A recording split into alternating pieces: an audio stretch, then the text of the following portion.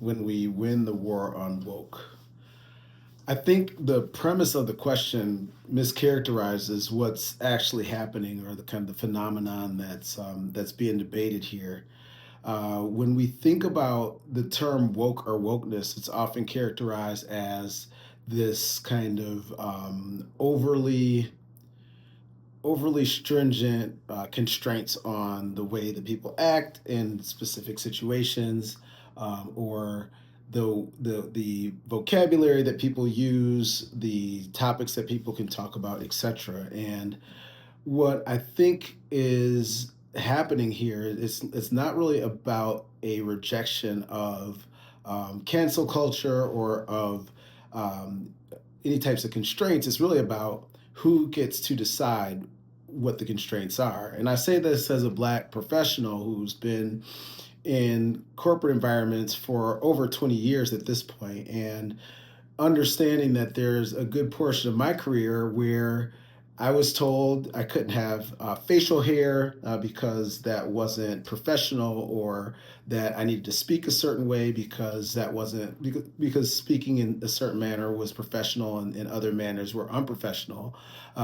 Using kind of broken English, and sometimes people call it Black vernacular, that wasn't really accepted. I've even been told at times that I couldn't wear cologne and that type of thing. And so the premise that there are limitations on what people can do is accept, or seems to be accepted, when white men and white conservative men are the ones that are making the rules, or making the constraints, creating the cancellation. That's why you have Black women, for example, who have faced a lot of scrutiny over the type of hairstyles that they wear, because some are deemed as being appropriate or professional, and others aren't. So, when I think about, I don't think the question should be about whether, what happens when we win the battle over wokeness, or over being woke. I think the question is, who are we going to allow to create the norms, or to create the structures that we need to operate under?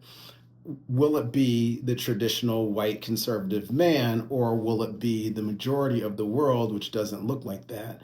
And that's where I think it really, you start to see the powers that be, and folks that have a lot of, or relatively large amounts of control, pulling those levers of control to villainize something such as the term woke. So as long as a white man gets to say what's appropriate, it seems to be okay. When a Black man, or a Black woman, or a woman in general, or a Hispanic person says that something isn't acceptable, then all of a sudden it becomes this. You see the powers that be villainize that, and construe that as something that isn't normal, or that is overly hostile, or overly constrictive of people. So that's really where I think that should be the question that we ask: who's allowed to make the rules, and why? And why do we feel threatened when certain people make rules, and we accept when other folks make rules as the norm, or as something that is within the pale, or within our reasonable expectations? So that's really where I kind of start to think about what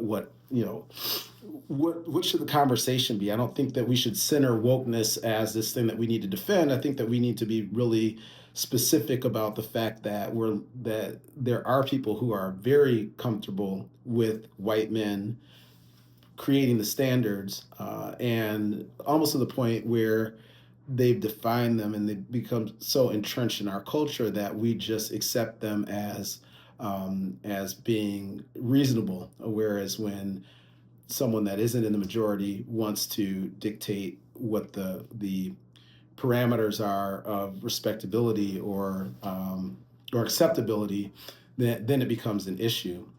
The other piece that I really think about as it pertains to what's woke and what isn't, is how there are certain people in largely white conservatives who exercise a power to determine whether what a person of color or a marginalized person does is acceptable or not, regardless of whether that was the intent.